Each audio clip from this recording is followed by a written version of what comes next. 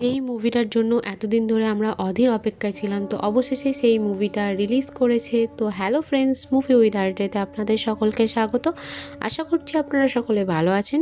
তো আদিত্য ধারের পরিচালিত ধুরন্ধর মুভিটা আজকে রিলিজ করেছে সিনেমা হলে। তো মুভিটা আমার কেমন লেগেছে সেটা আমি এই ভিডিওর মধ্যে আপনাদের সাথে বিস্তারিতভাবে আলোচনা করব। তো ভিডিওটি সম্পূর্ণ দেখার জন্য আপনাদের সকলের কাছে অনুরোধ রইল। এই সমস্ত অডিয়েন্স আমার চ্যানেলটিকে ফলো করেন, তারা নিশ্চয়ই বুঝতে পারছেন যে আমি এই ছবিটা নিয়ে মারাত্মক মারাত্মক এক্সাইটেড ছিলাম। তো এই ছবিটা নিয়ে বেশ কিছু ব্যাপার আসছে কাল রাত থেকে। এই ছবির বিভিন্ন শো ক্যান্সেল হয়েছে, বিভিন্ন কিছু এরর প্রবলেমের জন্য সিনেমা হলে মুভিটা দেখানো হচ্ছে না, যার কারণে এই ছবির একটা ফার্স্ট ডে কালেকশানে একটা তো ধাক্কা আসতে চলেছে কিছু ভুলভাল রিজনের কারণে। কিন্তু যদি আমি এই ছবিটা নিয়ে বলতে যাই, তো এই ছবিটা আপনাদের প্রত্যেকের একবার হলেও অন্তত দেখা উচিত। ছবিটা এতটা সুন্দর যত্ন নিয়ে বানিয়েছে, যেটা না বললেই নয় যে খুব খুব খুব ভালো হয়েছে, একেবারে এক্সেলেন্ট।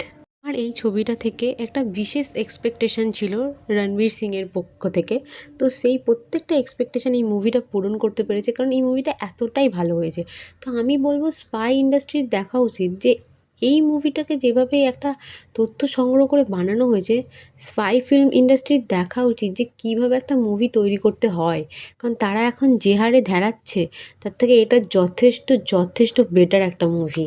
আপনারা যদি মনে করেন যে অ্যানিমেলের মতো শুধু মার কাটাকাটি এসব জিনিস আপনারা এই মুভির মধ্যে দেখতে পাবেন, সেটা কিন্তু ধুরন্ধর নয়। এই ফিল্মটা দেখতে গেলে আপনার কিছু তো জানা লাগবেই এই মুভির সম্পর্কে। তো সেটা জানতে পারলে তবে আপনার এই মুভিটা ইন্টারেস্টিং লাগবে। এখানে ছবির গল্পটা আমি আপনাদের সাথে একটু করে শেয়ার করি। তো এখানে দেখানো হচ্ছে প্রথমেই 1909-এর একটি পার্লামেন্ট অ্যাটাক, 2001-এর একটি পার্লামেন্ট অ্যাটাক, প্রত্যেকটা পাকিস্তানের সাথে যুদ্ধ, এবং পাকিস্তানের সাথে যেই ধুরন্ধরের যে একটা বীজ রোপণ করা হয়েছিল এবং তার যে অ্যাটাক। তো এই জিনিসপত্রগুলো নিয়ে এই মুভিটা তৈরি করা হয়েছে, যার কারণে আমি বলেছিলাম যে এই বিষয়ে আপনার একটু নলেজ থাকলে তবে এই মুভিটা আপনার ভালো লাগবে। তো এর থেকে বেশি জানতে হলে আমি আপনাদের এখানে বলবো ধুরন্ধর মুভিটা যথেষ্ট ভালো হয়েছে, একটা দারুণ মুভি। আপনারা চাইলে এই মুভিটা দেখুন। নিকটবর্তী সিনেমা হলে এই মুভিটা আশা করছি আপনাদের সকলেরই অ্যাভেলেবেল রয়েছে। এই মুভির বেশ কিছু পজিটিভ দিক নেগেটিভ দিক রয়েছে, তো আমি প্রথমে পজিটিভ দিক নিয়ে আলোচনা করব। তো এই মুভির একটা হিউজ কাস্টিং করা হয়েছে, যার কারণে সবাই মনে করছে কুলি মুভির মতো হতে চলেছে না। তো তো সবার একটা ডাউট রয়েছে, বাট একদমই সেটা নয়। এখানে প্রত্যেকের পারফরমেন্স জাস্ট অসাধারণ। আর ঠিক সবাইকে পারফরমেন্সের দিক থেকে ওভারটেক করেছে একমাত্র আকশাই খান্না।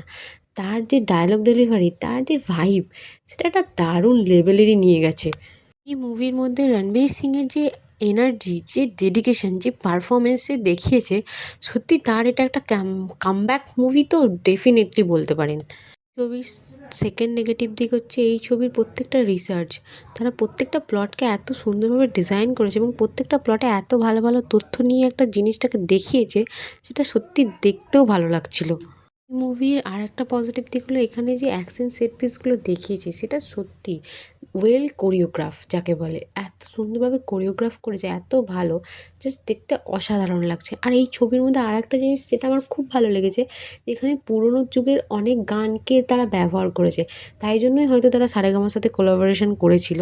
তো এখানে সেই জিনিসটাকে খুব ভালোভাবে প্রেজেন্ট করেছে, প্রত্যেকটা জায়গায় ঠিকঠাক ধুন দিয়েছে, জাস্ট অসাধারণ লাগছে।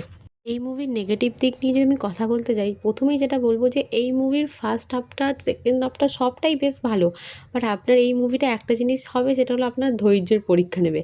এতটা বেশি লং যে আজ থেকে 17 বছর আগে এরকম একটা মুভি হয়েছিল, বাট আজ সেরকম একটা মুভি আমরা দেখতে যাচ্ছি 3 ঘন্টা 34 মিনিটে, সেটা আমাদের জন্য খুবই একটা পেশেন্সলেস ব্যাপার, কারণ আমরা এখন একদমই পেশেন্স ধরে রাখতে পারি না।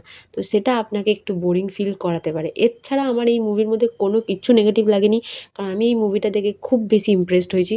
এর থেকে বেশি এক্সপেকটেশন আমার ছিল না, আমার এক্সপেকটেশন একদম পূরণ হয়েছে। তো ওভারঅল আমার এই মুভিটা খুব বেশি ভালো লেগেছে। আমি তো খুবই এক্সাইটেড ছিলাম, সেটা আমার পূরণ করেছি, খুব ভালো লাগছে। তো আপনারা চাইলে এই মুভিটা আপনাদের নিকটবর্তী সিনেমা হলে গিয়ে দেখতে পারেন, আপনাদেরও আশা করছি ভালো লাগবে। তো আজকের ভিডিওটা এই পর্যন্তই। আশা করছি আমার ভিডিওটি আপনাদের ভালো লেগেছে। ভিডিওটি যদি ভালো লেগে থাকে অবশ্যই লাইক, কমেন্ট, শেয়ার এবং আমার চ্যানেলটিকে সাবস্ক্রাইব করে দেবেন। Thank you so much for watching this video.